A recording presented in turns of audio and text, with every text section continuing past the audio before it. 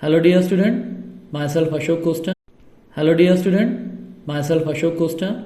Today in this video we are discussing about solubility.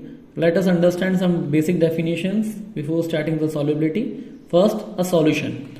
Solution, it is a mixture of two or more than two components, that is solute in a solvent, to form a homogeneous mixture. Say, solute. What is solute? It is basically a dissolving agent that goes inside the solution. A solvent, it is a component in which the solute is dissolved. In other words, a solute is a substance which is in the lesser quantity, and the solvent is in the higher quantity. Between solute and solvent interaction, three kind of solutions are being made. First one is saturated solution. Second one is unsaturated solution. Are those solutions in which the maximum amount of Hello dear student, myself Ashok Costa. Today in this video we are discussing about solubility. Let us understand some basic definitions before starting the solubility. First, a solution. So now unsaturated solution. An unsaturated solution is a solution in which the solute is in the lesser quantity in the solvent as compared to the saturated solution at a given temperature and pressure.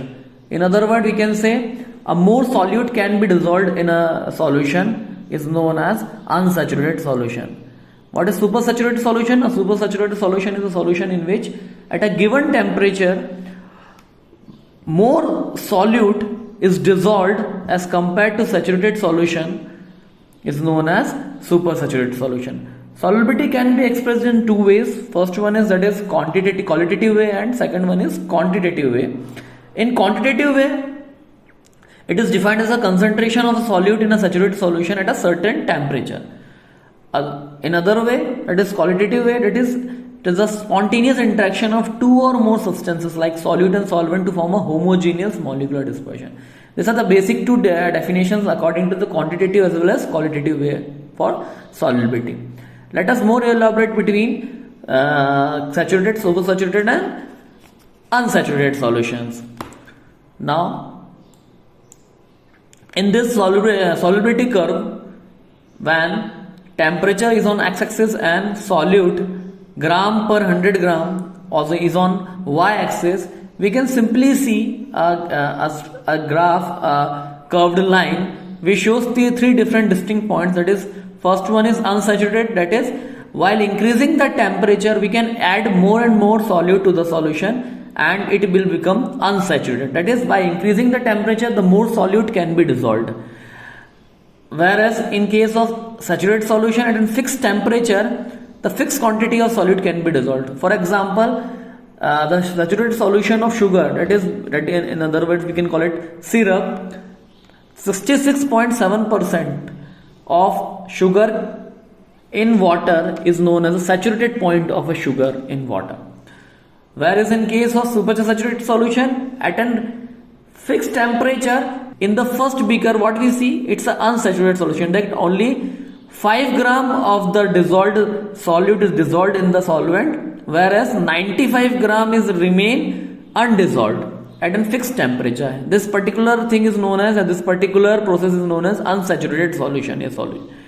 In second picture you will see that 91 gram of the solute is dissolved and the 9 gram is undissolved. That means its equilibrium is been achieved.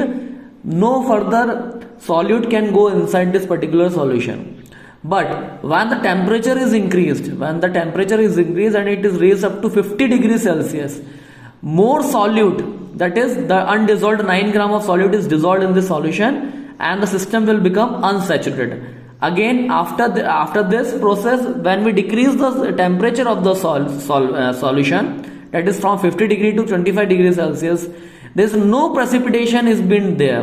That is, in this particular figure, that is second number and the fourth one, there is what is the difference between both the figure, that here the extra 9 gram goes inside the solution, but temperature is remain 25 degrees Celsius. That's why this particular process of this particular solution is known as supersaturated solution. But after some time, down to the bottom of the container and the system become saturated. This is the basic difference between saturated, supersaturated and supersaturated solution. Hope you all get my point. Thank you so much. for your kind listening.